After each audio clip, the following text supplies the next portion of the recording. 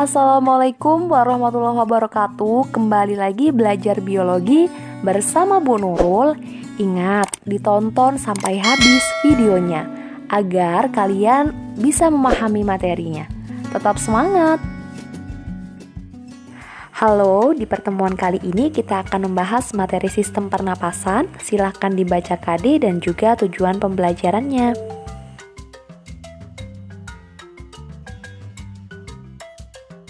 Ada yang tahu apa itu perbedaan respirasi dan bernapas? Yang sudah membaca bukunya, Ibu yakin bisa menjawab pertanyaan.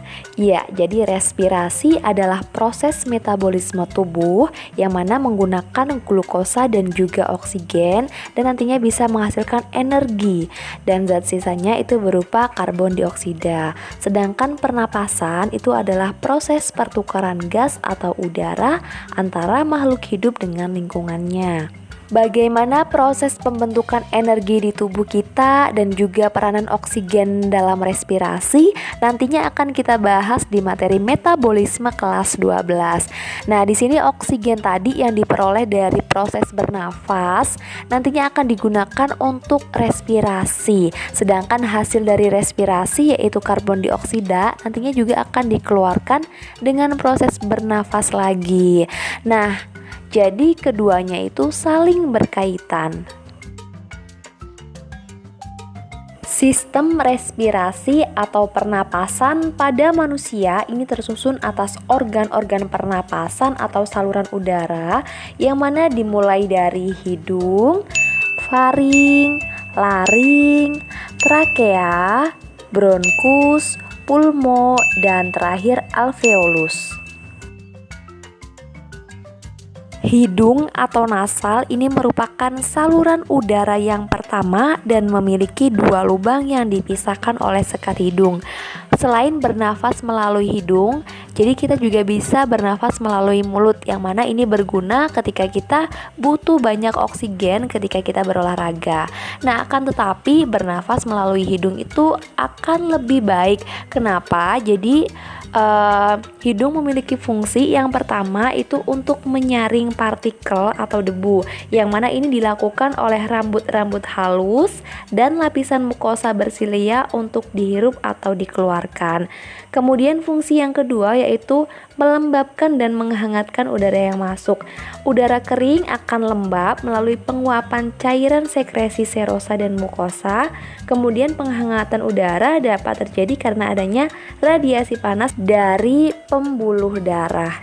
Dan yang ketiga untuk mematikan kuman yang masuk bersama udara oleh leukosit yang terdapat dalam selaput lendir mukosa. Fungsi yang terakhir dari hidung yaitu sebagai indera penciuman yang mana karena terdapat sel-sel olfaktori yang terdapat di bagian atas rongga hidung. Saluran pernapasan yang selanjutnya itu ada faring. Jadi udara yang tadi sudah masuk melalui rongga hidung kemudian akan dilanjutkan ke faring. Faring ini merupakan percabangan dua saluran. Jadi ada tenggorokan atau nasofaring yang ini merupakan saluran pernafasan, letaknya itu di depan ya. Kemudian ada kerongkongan atau esofagus yang merupakan saluran pencernaan dan dia terletak di bagian belakang. Nah, pada bagian bawah faring ini ada yang namanya laring. Selanjutnya ada laring. Laring ini adalah saluran udara yang terletak dari bagian depan faring hingga bagian bawah trakea. Nah, laring ini terdiri atas kepingan tulang rawan, ligamen, dan membran. Pada laring ini terdapat tonjolan jakun, epiglotis, dan pita suara. Epiglotis ini berupa katup tulang rawan yang nantinya bisa membantu laring menutup sewaktu menelan. Nah, pita suara ini merupakan jaringan elastik yang melintang di depan pintu masuk laring yang bisa menghasilkan suara. Selanjutnya ada trakea atau batang tenggorokan. Nah, batang tenggorokan ini tersusun atas cincin tulang rawan terletak di depan esofagus.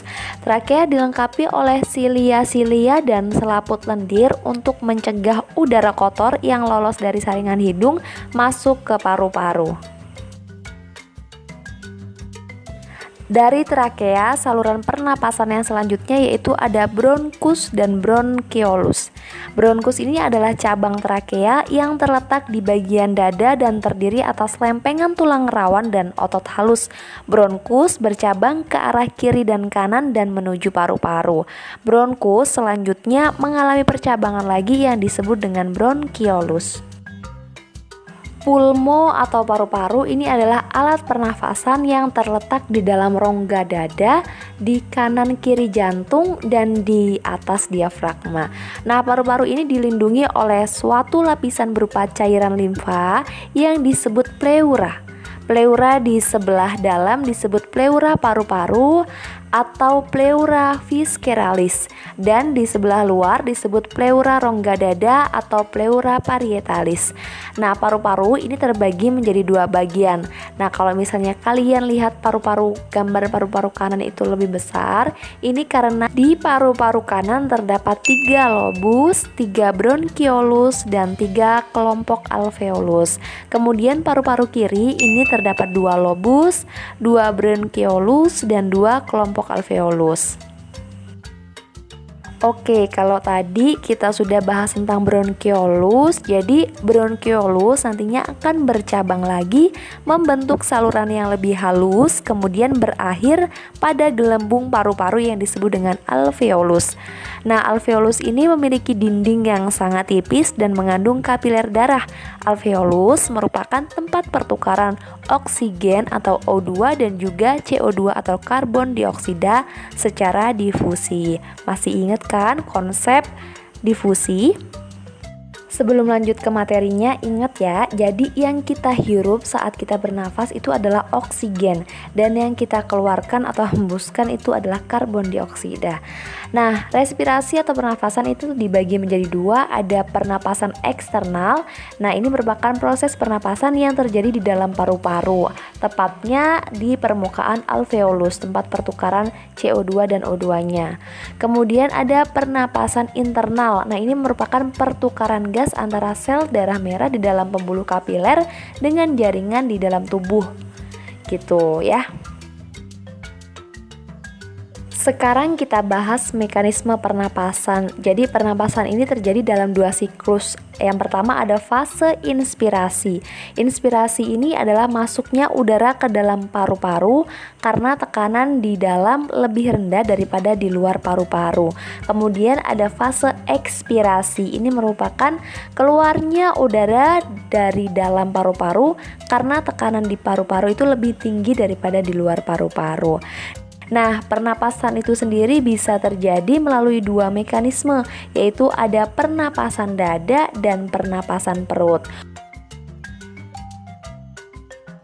Untuk pernapasan dada sendiri, ketika inspirasinya berlangsung ini otot antar rusuk luar berkontraksi, kemudian rongga dadanya membesar, udaranya masuk. Nah, ketika ekspirasi, otot antara rusuk dalam berkontraksi, rongga dada mengecil, udaranya keluar. Nah, untuk pernapasan perutnya ketika fase inspirasi, diafragma kontraksi dan mendatar, rongga dada membesar, udaranya masuk. Dan ketika ekspirasi, diafragmanya relaksasi dan mencembung, rongga dadanya mengecil, udaranya keluar. Baik, itu saja materi yang kita bahas dalam pertemuan kali ini. Semoga apa yang Ibu jelaskan bisa kalian pahami, dan apabila ada pertanyaan boleh di kolom komentar atau di WhatsApp grupnya. Terima kasih sudah menonton videonya sampai habis. Ibu akhiri. Wassalamualaikum warahmatullahi wabarakatuh. Sampai berjumpa di video selanjutnya yang masih membahas tentang sistem pernapasan.